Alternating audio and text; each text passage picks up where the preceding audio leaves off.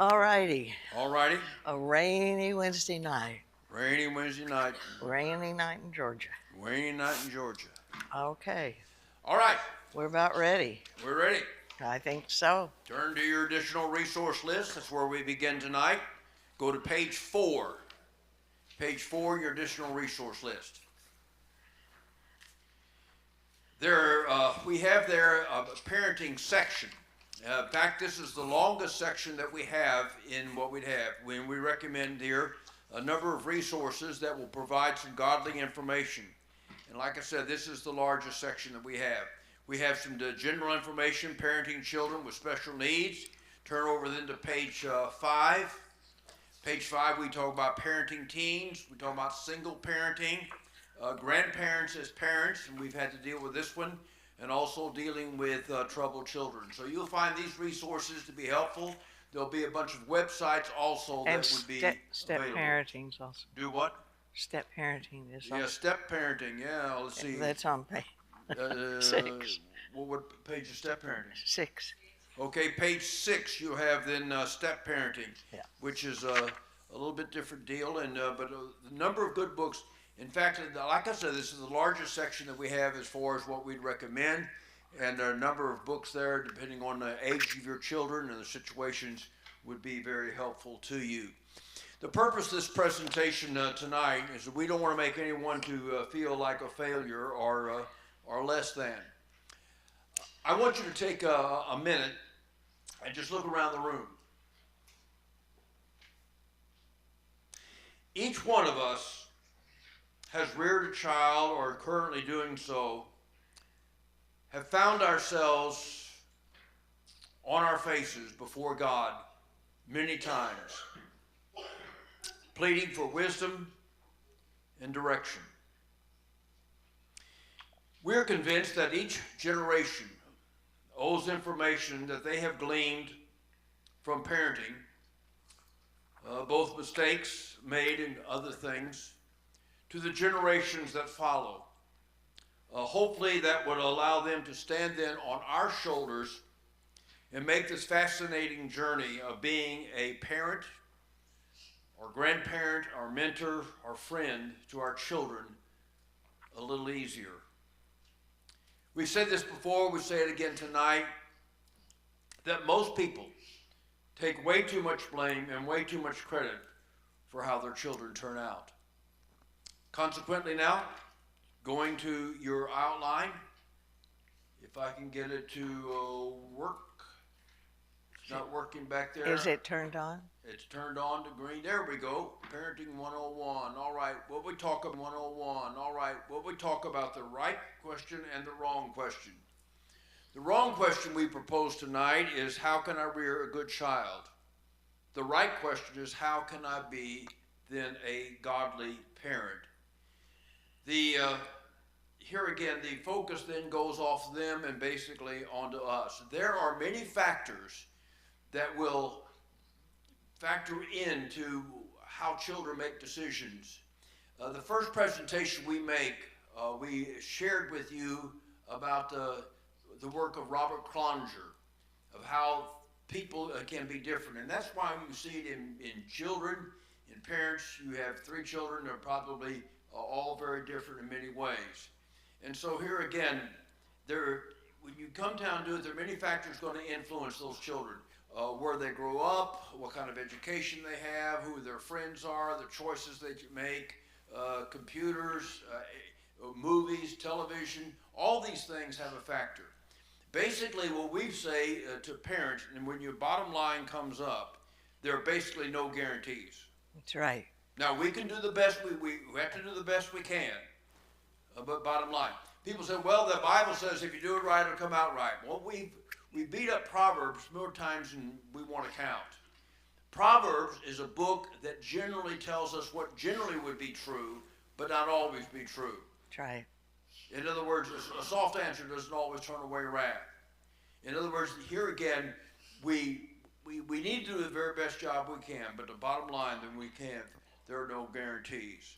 Now, we do have the idea of reflecting, the importance of reflecting God's love to the child. Now, you'll see this throughout the presentation that we make. We want to eliminate a couple of approaches that we feel are probably not the best. Number one would be what we call the rescuing parent. The child gets in trouble, we bail him out. He's in trouble with school, we bail him out. Get in trouble with the law, we bail him out. Now, now that doesn't mean we should not help our children. That's not what I'm saying. But if we're always bailing them out of situations and so on, what have they learned? They really haven't learned anything. Now, we'll talk later on tonight about consequences. We find now some parents still bailing out their children in their 30s, 40s, and 50s. In other words, because they have never learned to live on their own and never learned then to see the consequences. The opposite of that is what we call the drill sergeant parent. Do what I say, how I say it, when I say it, no back talk. It might be a great way to run a military, but it might be good, not a good way then to run a family or situation. Now, in this parenting deal, we need to keep in mind that we need to encourage our children and not exasperate them. Now, there's not a parent here that would purposely exasperate their children. I'm not saying that, but sometimes we do that unknowingly, and you don't even intend to do it. How does that happen? We need to acknowledge that each child is unique. We say, why aren't you like your brother? Why aren't you like your sister? Why aren't you like other children? You know why they're not? Because they're not. That's bottom line. And here again, we go back to the work of Cloninger that we gave you several weeks ago to show you how things then are very different and very unique in a family. Secondly, in parenting, we need to learn to be consistent. The problem with parenting, folks, is 24 hours a day, 7 days a week. I mean, you just can't get away from it. As a parent, there are coming times that you like to sit in the corner. Get out of it. I'm probably, you just can't do that. So consistency is extremely very important. Next, we need to model behavior. We need to model for them, as a parent, the kind of behavior we want to have in them. And that's extremely important. Now, let's park. Is this okay? You hear it too loud? Okay. Let's work on this one for just a little bit, because this is not that all these points aren't important, but what we're going to try to do is dwell on the information tonight that might not be as widely known as some of the quote givens. Now keep in mind what Jerry said. I'm just going to underscore that. I think about the time we figure out parenting, the children are launched. I mean, they really, really are. And that doesn't mean that we don't learn as we go along. But I'm just going to emphasize what he said. I think the greatest reticence we have about this whole presentation is that somebody would go out of here feeling like they did it wrong or they were a failure. And if that's the case, we have failed. Because this is not the intent. Every one of us will hurt our children. We don't mean to, but they're no perfect parents, right? And we do the best we can. And so that's what we're about, sharing information and realizing that we're all trying to find our way. As long as you're a parent, you're a parent. And, you know, as we say, you have less voting power, but a lot of praying power as they grow up. Not anymore, but a lot. Okay. When we talk about a typical dysfunctional family, and I hate that term because I really think we're all dysfunctional, it's just in increments. But when we talk about a dysfunctional family, typically, clinically, you're talking about some markers. And I just call them the 4 horsemen of dysfunction. I don't know that anybody else does, but I do. Now, and again, keep in mind that word dysfunction, we're all dysfunctional.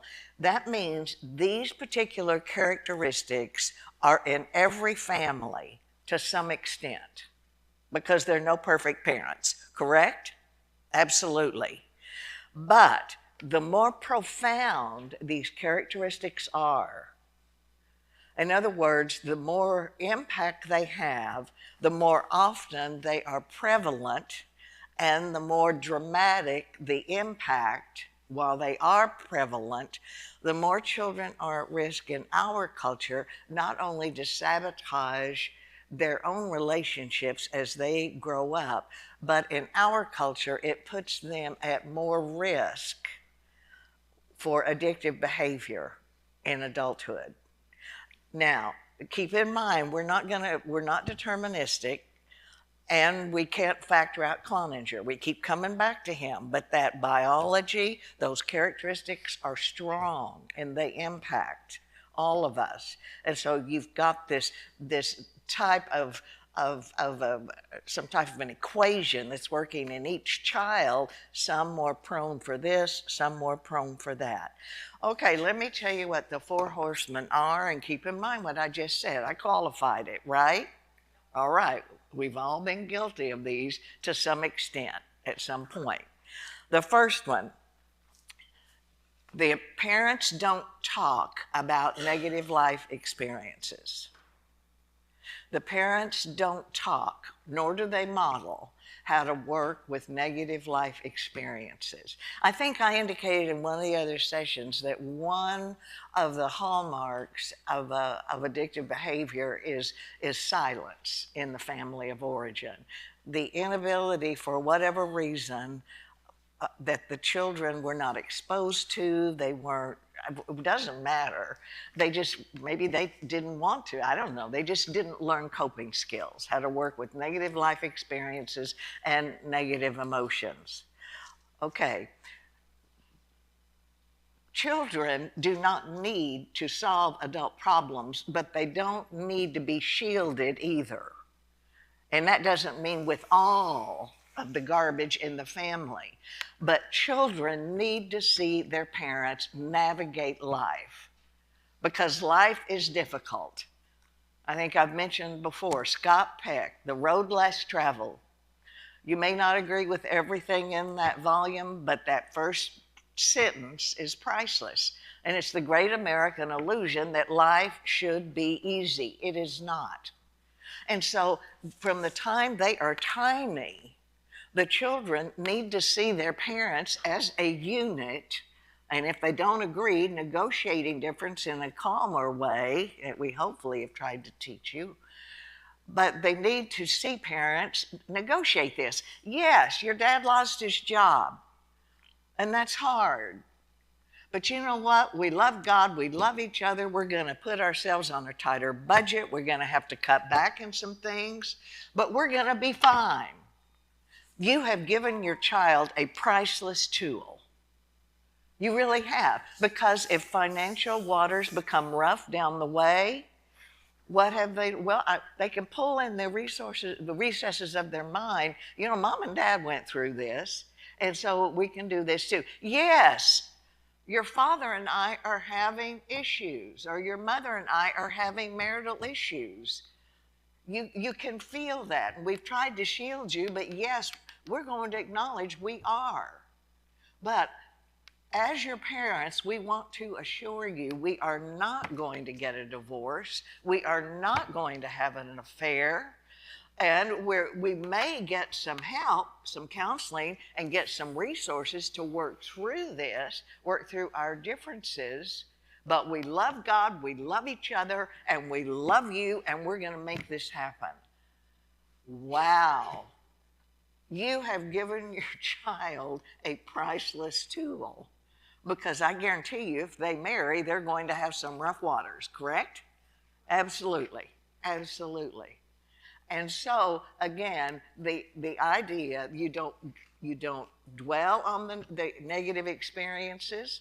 You don't make them worry about it. Don't let them see you worry or drink yourself into a stupor or deny it. You said, this is the way it is. We're going to work with it, and we're going to be fine. That's your approach. Okay, that's the first horseman. The second one would have to with emotions. If you want to put succinctly, number one, the adults don't talk, and this one is they don't feel. We do, but adults don't. Ladies and gentlemen, emotions are neither good nor bad, they just are. A baby is born with four: sad, glad, mad, fear. And if the baby doesn't have those four, it does not survive, because those four emotions, I think I've mentioned before, are closely tied to anthropology, survival of the species. Children need to see their parents model how to work with negative emotions.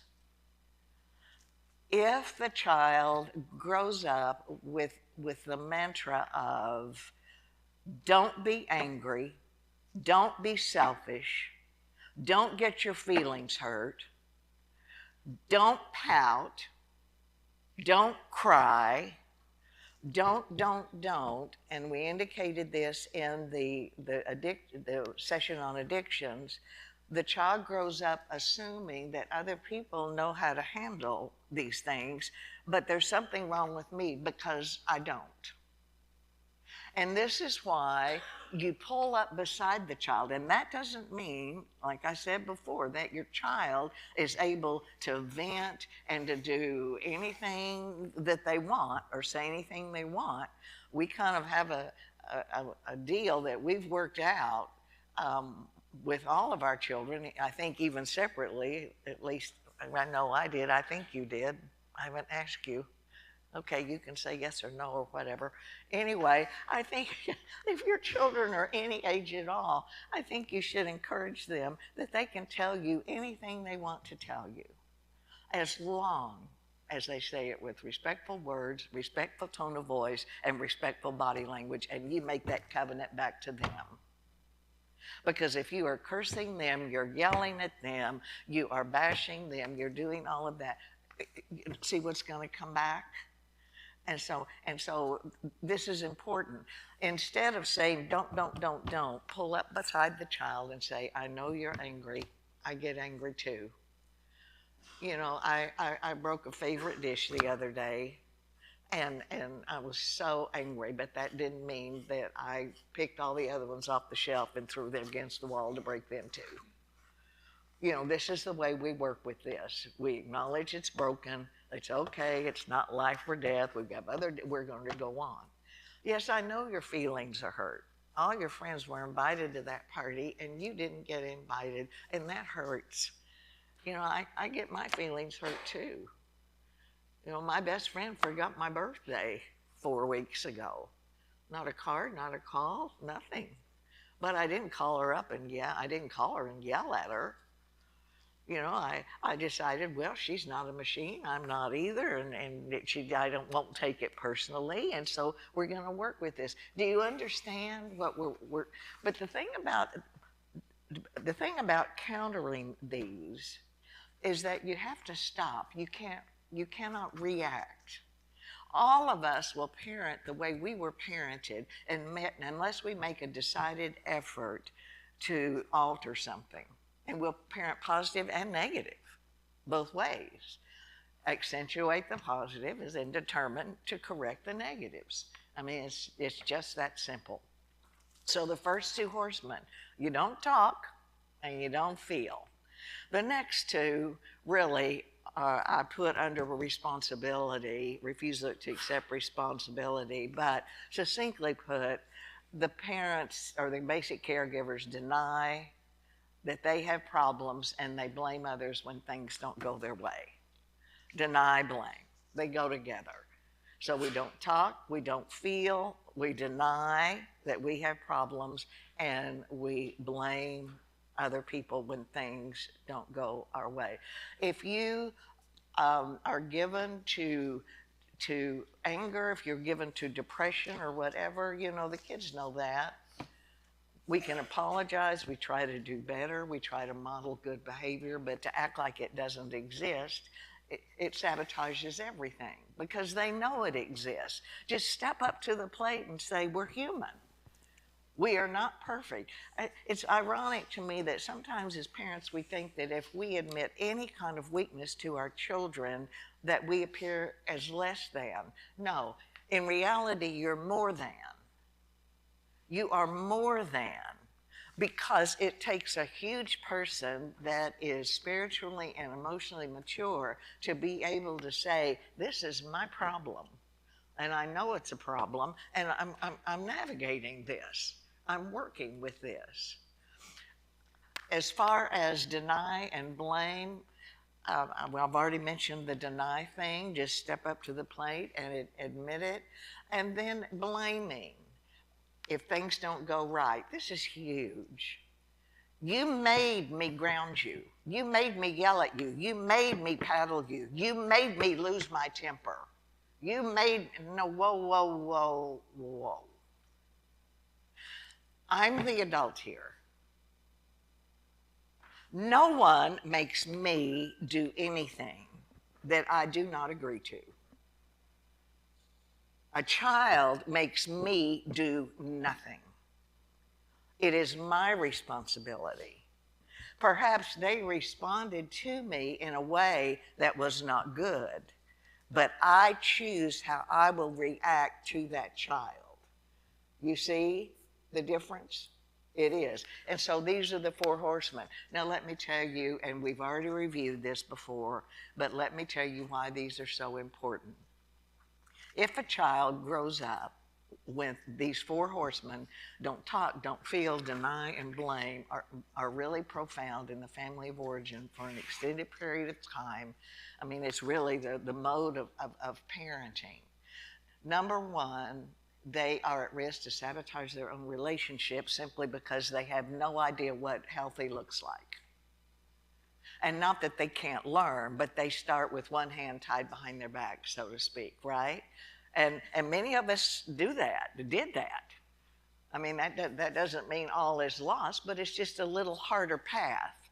We're trying to help our children do better, perhaps, than maybe generations before. Secondly, as I've indicated previously, as far as the addictive behavior is concerned, and we're not going to dwell on this because we've hit it, I think, twice already, about the human personality and how it is hardwired to survive physically and mentally and emotionally, right? If I don't know how to work with something in my physically that threatens me, I'm going to fight or I'm going to flee or faint or whatever. The mind is the same way. If a child does not grow into adulthood with some tools, and that's what I'm giving you right now, these are tools. These are tools to help your child navigate life. Then the life, as it happens, just floods in with experiences and emotions that are threatening. And never before in our culture have there been so many ways to self-medicate. Remember, we've been through that before. I mean, we are a wealthy culture. We have time. We have resources. We have all types of labor-saving devices. I mean, on and on and on and on. And the child can play games, watch television, eat, just you name it. And so that's the reason that this generation of children is more at risk, I think, than any other previous generation because of those factors. Have parenting styles always been good with these four horsemen? Absolutely not. But again, if you're on a farm 100, 200, 300 years ago, whatever, you don't have a lot of time to worry about negative experiences or negative emotions, right? You're into survival. Again, if you grew up 50, 60 years ago when you were young, or 100, or, well, you're not, but you're dead. But anyway, whatever. Okay, but you, that was really bad. You're doing okay. fine. But in other words, you don't have all the ways to self-medicate. You know, and because there were not so many distractions, parents had more one-on-one time with children, whether they liked it or not. I mean, you didn't have electronic corners. You didn't have 100 channels on television. You didn't have the internet. You didn't have all that stuff. You ate together as a family. You did chores together as a family. I mean, it was just. I'm not saying better or worse. We're not going to debate that, but I, I, I'll rest my point and be quiet before I get in more trouble. Okay. Go ahead. Go ahead. Okay, thank you very much. Okay, you'll be all right. I Now, know. we told you before that what we have, if I can back this up a little bit, can't there. What we have is this idea we need to learn to reflect God's love to the child. And you say, well, that's always been true. Yes, it's always been true. However, the principles that were used maybe in your rearing might not work today because we are actually dealing with a different situation. As we learn to reflect God's love to the child, it's always true. What can we learn from the parenting style of God that would help us today? The first word I'm going to suggest to you is this word agape. This is the word for love. That God so loved the world, this is the word you would find. God loved us, not sometimes because of, but in spite of. For example, my three children, the oldest one, Angela, she was adopted when she was 6 weeks old. She was, of the three, and she would admit it today, the most difficult that we had. I remember when she was a teenager, about 13 or 14, Claudette was really exasperated with her and really said, how do you work with this thing? And so I then sort of took over the reins. And I remember Angela saying, well, if this is the way this household's going to be run, I'm going to go to my real family. And I'll be honest with you, at that time, I thought that was a good idea. If I could have worked it out, I'd have sent her. I mean, there are going to be days, folks, that you don't like your own children. That's right. Let's just go and let's just be honest and above board about it. And see, that's where the challenge is going to come, is word agape. Agape is a choice. You choose to, I desire to bless you. I want you then in heaven. So this is what we learn from God. And the whole Bible is, of course, a story of what God wants to do. Now, what we have to hit many times, and people don't understand this in a lot of relationships, this is not the unconditional acceptance of sinful behavior. We have talked about this before. We talk about it again. God's love stands against any behavior in our lives that's sexually immoral, illegal, or unethical. So you don't accept that ungodly behavior. What you're actually saying to the child, and this, of course, is true. I love you enough to stand against the sin in your life like I stand against it in my own. So agape does not mean that you have to put up with this ungodly behavior. That's not the idea at all. Because you see, if you're going to love that child as God loves you, then you understand how it works. So having a proper understanding of this relationship is very important than having an understanding of this kind of relationship. Secondly is the word access. How did you develop a relationship with God? Did you not have access to God? Bible study, prayer, sermons, worship, or whatever it might be. So you developed a relationship with God because you had access to God. What we need to do with our children is we need to provide access emotionally and physically. Sometimes you can be there physically but not there emotionally. So it's very important to understand this is sort of a two-way deal. If you're going to work with your child, then you need to have time to be in the face of that child, not in a negative way, but to find out what's going on and what's taking place. Now, why do you need to do that? You need to earn the right to criticize. You say, well, I'm the parent, so I have the right. You might have the right, but it might not be the right thing to do. Now, keep that in mind. You earn that right to criticize. You develop that rapport. And some of the books that we talked about will help you with this. You say, well, how do you develop that? Spend time alone with each child every day. We would suggest maybe somewhere between 15 and 30 minutes. Ask them questions that cannot be answered yes or no. That doesn't mean you're going to agree with their answer. That doesn't mean it's going to be a time that you're going to argue back and forth. But you need to find that the child needs to be able to express how they feel and how they see things and what's going on and what's taking place. Maybe you can do this with doing chores together or something, traveling together. Some people spend time TV together, but now that shouldn't take away from basically that one-on-one time that you would have with that child.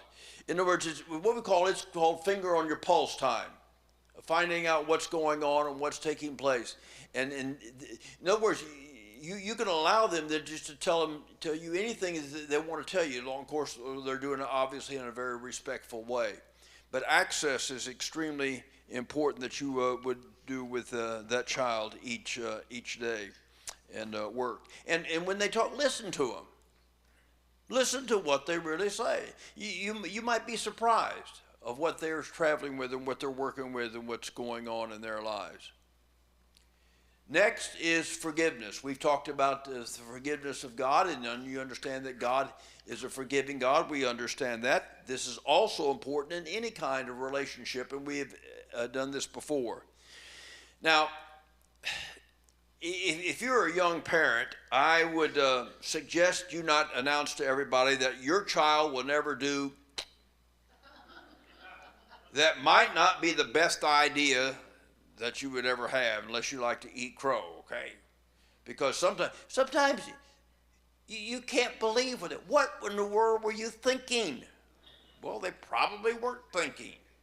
So we talked about forgiveness, and we defined it for you, is the releasing of my right to be hurt. I'm not going to say who was wrong or who was right, but I'm not going to allow retaliation to be the agenda of my life. If you yell and scream at them, is that the way God treated you? See, here again, it's so important. I keep emphasizing this. To have the kind of healthy life, your understanding and your view of God is absolutely crucial, folks. It's absolutely crucial.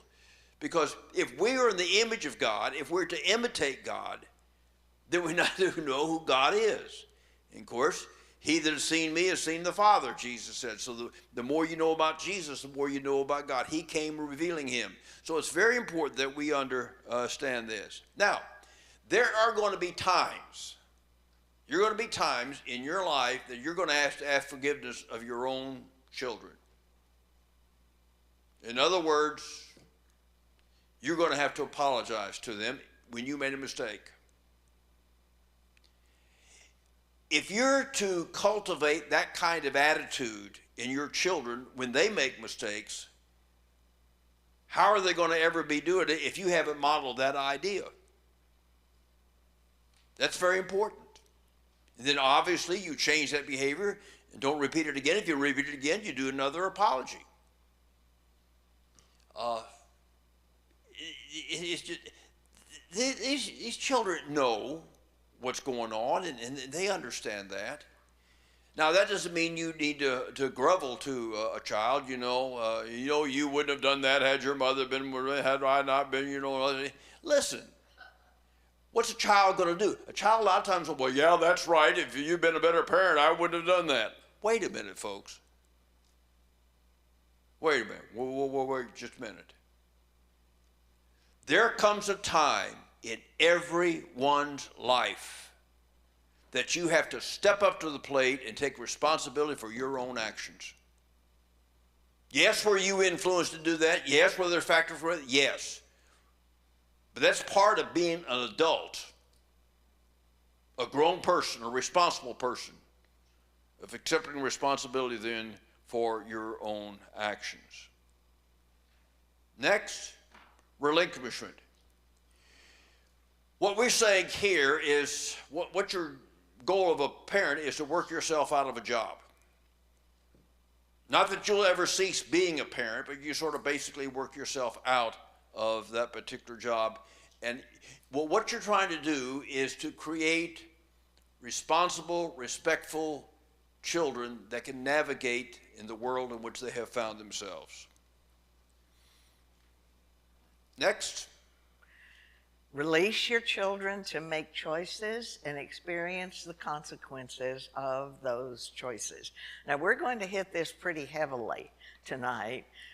This is where we're really kind of introducing the wording, but we're going to go ahead and delineate some other things and then come back and revisit this in just a few minutes. This is the way we learn, with consequences, correct? Even as adults, this is the way we learn, with consequences. Sometimes people think that forgiveness means there are no consequences. Okay, we're not talking about this way, right? We're not talking about God and us. We're talking this way. There are consequences on this earth for what we do. For example, let's say that one of us, and I hope this would choose to make the choice or would choose to go out tonight, become inebriated, and drive these highways. Let's say that somebody does that, and while they are inebriated, they cause a wreck. They kill somebody in that wreck, all right? But they survive. Can they be forgiven of that? Absolutely. Can they go to heaven? Yes. But God will not negate what consequence on this earth. Do you see? You were irresponsible. You made a choice, and with that choice, you took a life. And therefore, there are legal ramifications in our culture for people that do that. Just because God loves and God forgives does not mean that there are no consequences on this earth, person to person. Ladies and gentlemen, our children are the same way. I think, at least to me, the hardest part of parenting is I look back, we have 18 short years somehow to help a child internalize some type of decent behavior. People do things for two reasons, either internal motivation or external force, correct? And while we may have some luck while they are young with the external force, we're not going to have any luck with external force after they're launched, correct? Absolutely. Anybody have a child that went to worship on Sunday morning, a 35-year-old child that went to worship on Sunday morning because they were afraid if they didn't, you'd show up on their doorstep and yell at them or paddle them? How ludicrous. Do you see? I mean, it's not going to happen. And so everything we're trying to go through tonight is edging toward that internalization of hopefully godly behavior. At least, like Jerry said, would launch into adulthood, a responsible adult. Now, let's get into this a little bit more. For most children, for most people, long-term memory kicks in around the age of 4, 5, maybe 6, depending, and images, just vignettes.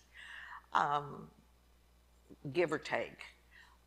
Okay, most children become verbal around between the 24th and 36th months of life. They walk and then they talk. It's almost like the brain says we can't do both, we're going to do one, then we're going to learn the other.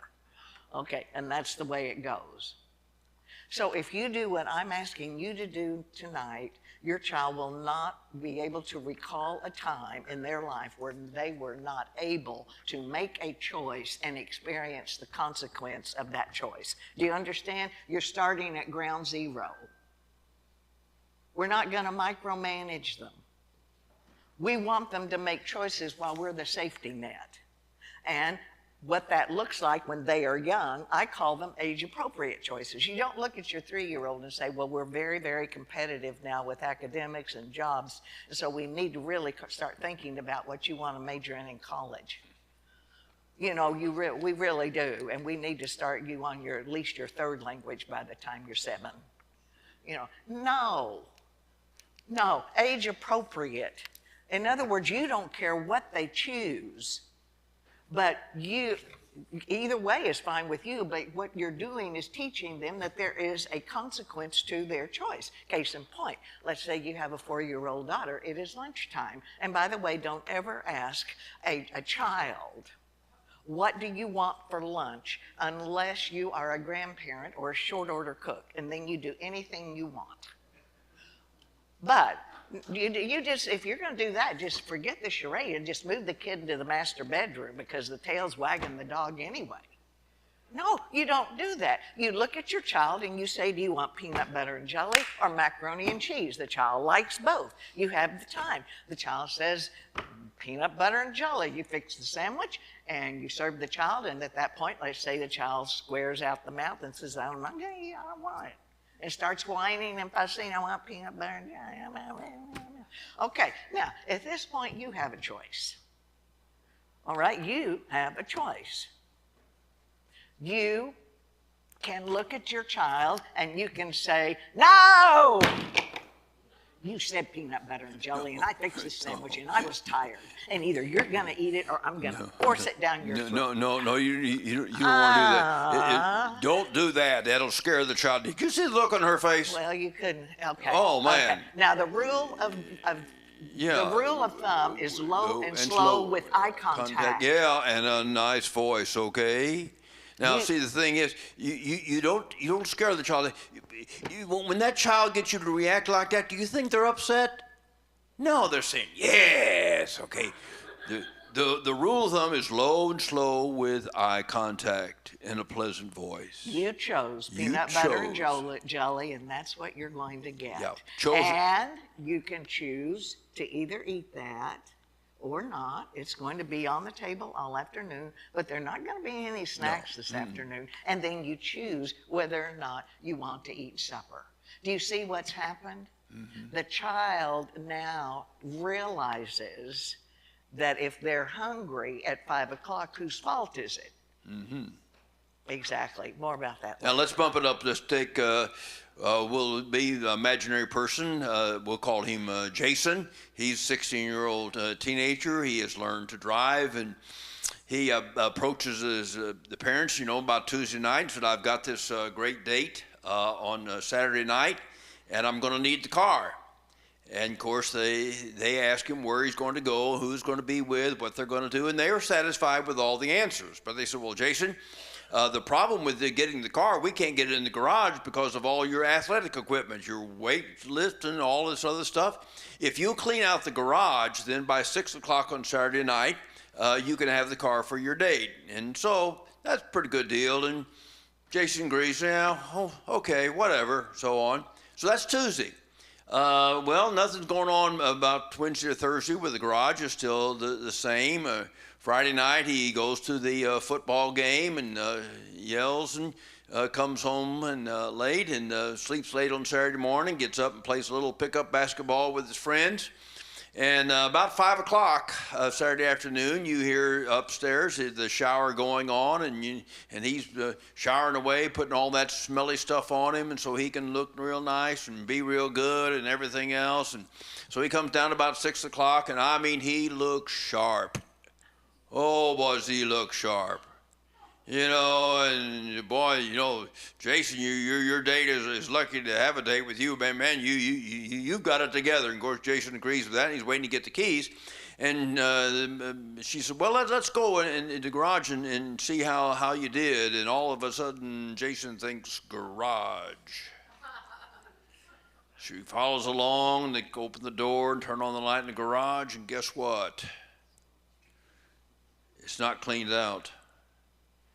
All right, Jason, we made a deal, and you chose, and again, that word chose is very important. You chose not to clean out the garage, so you cannot have the car, and you have to call your date and tell them you got to cancel. Now, at this point, parents, don't expect Jason to fall at your knees in humble gratitude. Oh, thank you, Mother, thank you, Father, for this great lesson that you have taught me. It's going to be very important as I grow into adulthood. And I'll always remember the great thing that you've taught me here. No, you probably have a little negative, but what has Jason learned? He's learned then there are consequences to his choices. Next, in relinquishment, refuse to relive one's life through the life of the child. We find this in parents sometimes. They want their child to go a certain way, and the child doesn't really want to go that way. I've seen this many times with especially men with boys, and they want their sons to be athletes because they were athletes. Maybe the child has no interest in being an athlete. Maybe he has no talent that way. Maybe he's not bent that way. What you need to do as a responsible parent is find out where they're interested and work with them in that area. And not try to relive. And again, each child, we've already said this, we say it again, are going to be different. So it's very important that you find out what they are talented, what they're interested in, and then begin to help pursue that area. Finally, then, realize that your children are not pets and toys to be held on to beyond time. Where we have counseled this would be sometimes young couples come to us and said, well, holidays times are tough times. We have to go visit his parents, and then we have to go visit my parents, and they're in two different places. And if we spend too much time with one, and they guilt us to come, well, we paid for your mortgage, we paid you for you in college, we bought you a car. Parents, you need to give them a choice. And don't try to guilt them into it. If they want to come, that's fine. But maybe they need to stay home and establish their own traditions and their own times together. Maybe you need to go visit them and eat their food for a change. So whatever it is, realize then that they're not to be held on then the rest of their lives. All right, let's go ahead and work with consequences again. We've introduced it. Let's go ahead and really deal with it. Initially, let's get rid of a couple of definitions just so that we're all on the same page.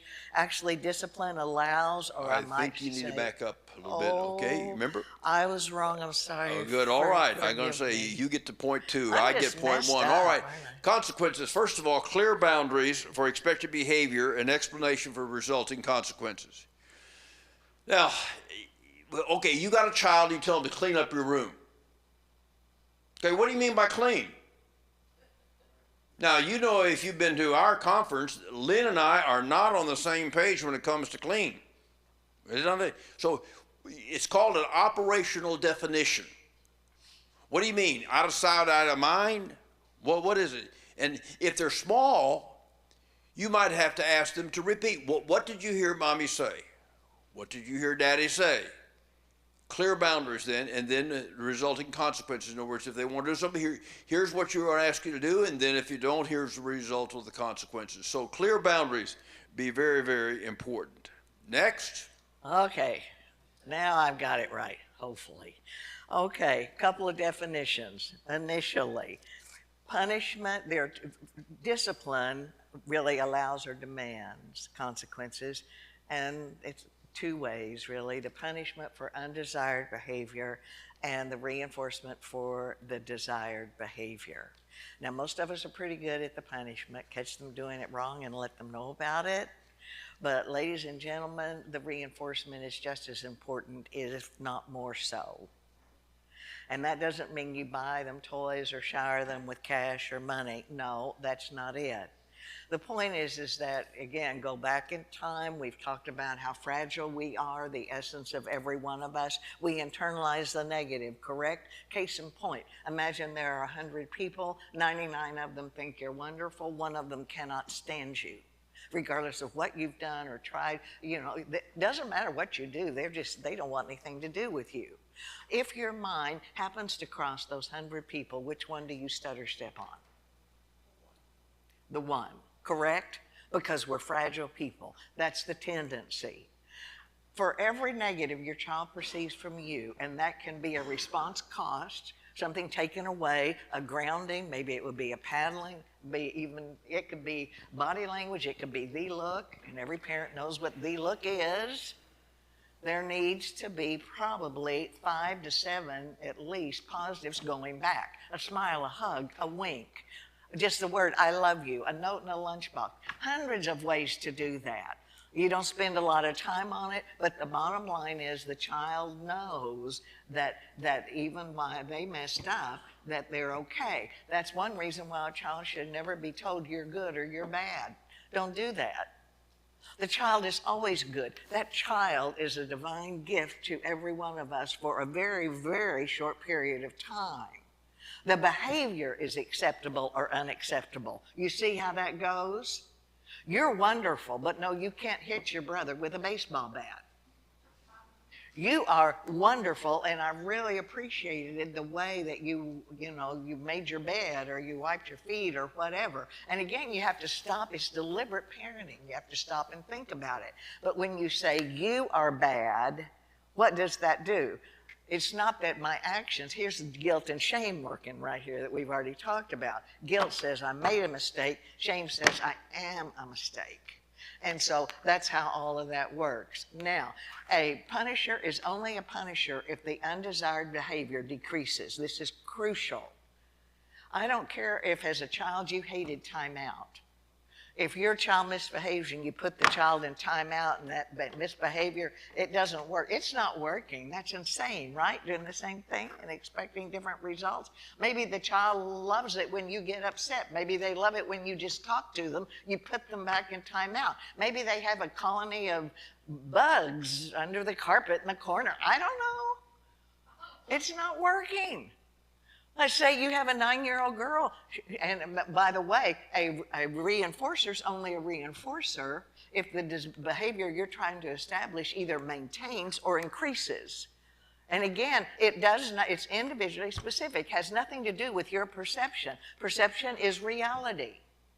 You have a 9-year-old girl, she's a tomboy. You put her on a token economy. And by the way, there's some wonderful books on behavior modification, token economy, earning points, all of that. And you promise her that if she earns 25 points, you're going to buy her a new Barbie doll. Hello, she doesn't like Barbie dolls. Maybe if you promise her a softball mitt or a skateboard, you might get some results. This is why you cannot parent children the same way. It's called a reinforcement and punishment menu, and it changes child to child, and sometimes it seems day to day.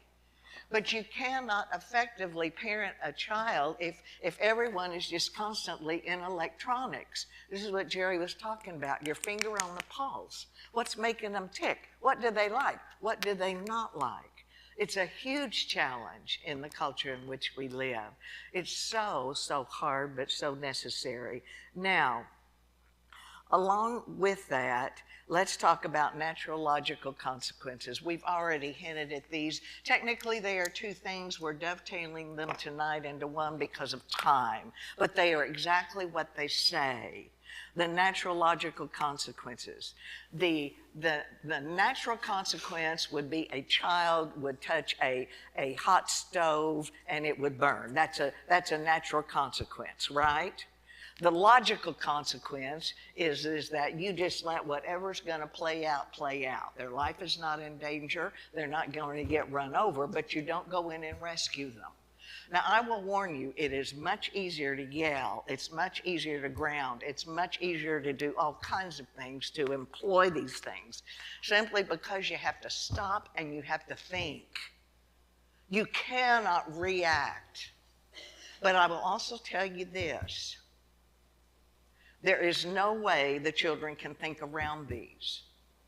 They can't. And sometimes you're going to look like a lousy parent. And sometimes they're not going to like you. Well, so be it. That's too bad. Your children do not need a friend. They need a parent. If you parent correctly, more likely than not, they're going to come back as a friend. And by the way, if the only way that you have to really control your child is with sheer force, you're going to lose. You're going to lose. I know firsthand because of my firstborn, who, by the way, will be 49 years old, older than some of you tomorrow, all right? There are some children that are so tough mentally and physically that you cannot punish them enough without crossing the line to child abuse, because he was that one. He was that one. I could paddle him until my hand was red. He would be laughing at me and I would be crying on the floor. All right. There are some children you can look at twice and they're good, but there are some children you cannot. And by the way, you will lose if power is the only method you have. As far as we're concerned, this is our only hope. This internalization business, you want them to internalize what life is like, to make good choices because they're good choices? Okay, this is what we're about, natural logical consequences. All right, I'm going to skip and go here. All right, a logical consequence. We've already kind of teased this a little bit. The little girl with the sandwich, right? Natural logical consequences are based on anthropology, what works for me. It's all back to the ego. It's all back to anthropology. It's all back to survival, every bit of it. The little girl, you didn't have to yell at her, you didn't have to paddle her, you didn't have to do any of that stuff. Why? Because at 5 o'clock, if she didn't eat, I already told you what's going on. I'm hungry. This isn't working for me. So when she asks what I want for lunch tomorrow, I better choose something I want to eat. As far as this 16-year-old kid, having to call his date and cancel, that's humiliating enough. You didn't have to call him names. You didn't tell him he was lazy, that he was stupid. No, you let the logical consequence take care of itself. Do you see? And by the way, these are so fun. You talk to Trevor today, and he will laugh remembering some of this stuff. Because he would try and try and try and try. And I thought, he called me the other day and thanked me for not killing him when he was young. And I said, it's about time. All right. Okay. As far, and while you're out, you can go all, oh, they're so fun. They are so fun to use. Okay, the kid that talks in school, good kid just talks, social. And let's say you've grounded, maybe you've paddled if they're young, you've yelled, you've gone square in the mouth, and the kid just loves to talk. That's so fun to fix. What do? You show up at school. You tell, I don't care if they're a senior in high school and 6'4". You tell the teachers you're coming. If you're docked from your job, it's worth every dime. And you go and you just shadow your child. Wherever they go, you shadow. And you just shadow, and they start talking. They'll get on your assignment here. What's really fun is to do that to a teenager and go to lunch with them and try to act cool with their friends. I guarantee you it's going to stop. It's going to stop. And the sooner you do that, then if it rears its head again, all you have to say, remember when you were, mother, please don't come to school. Oh, the slam door is another one. Oh, this is really good adolescent behavior. The door just slams. But the reason it slams is because the bedroom is so windy. It's really strange because the rest of the house isn't very breezy. And let's say you wouldn't paddle probably a team, but let's say you've yelled and you've grounded and you've done everything. See, what's happening is you're painting yourself into a corner. You don't want to, that's what these things will let you out of. You don't do that. You just let whatever's going to happen, happen. And the door slams. And finally, how do you solve that? That's hysterical to solve. You take the door off the hinges. You say you wouldn't do that. Oh, yes, I would.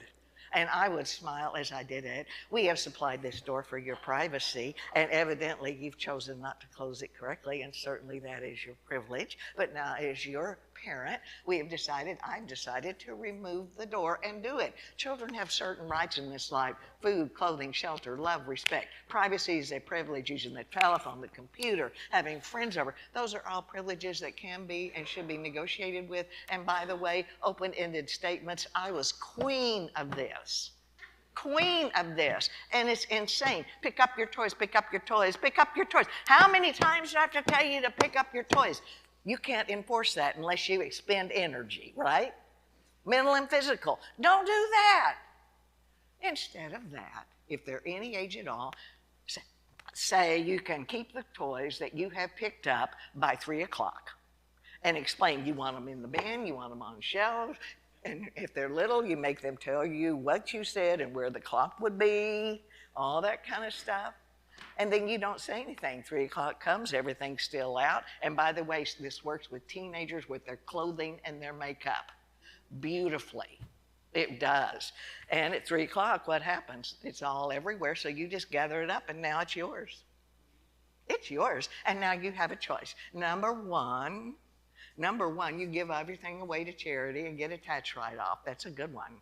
The second one is really my favorite. You give it back to these same children at Christmas time as their Christmas presents. Save a lot of money. You do. Or the third one, you let them earn it back by good behavior. Okay, we could go on and on. These books under the Parenting Index, Setting Limits, Parenting with Love and Logic, Parenting Team with Love and Logic, 1, 2, 3 Magic, all of those are full of this stuff. If you haven't tried it, you have missed out on so much fun on parenting. Just give it a shot. Next, we're going to talk a little bit about family caucus. In other words, this is where you get the family together to make a decision. Let's just go back to Jason again. He's decided, how late can you stay out on Friday night in Maryland Heights? Okay, you get everybody that's able to talk, old enough to talk. You get them in the group, and you're actually going to do with just one item.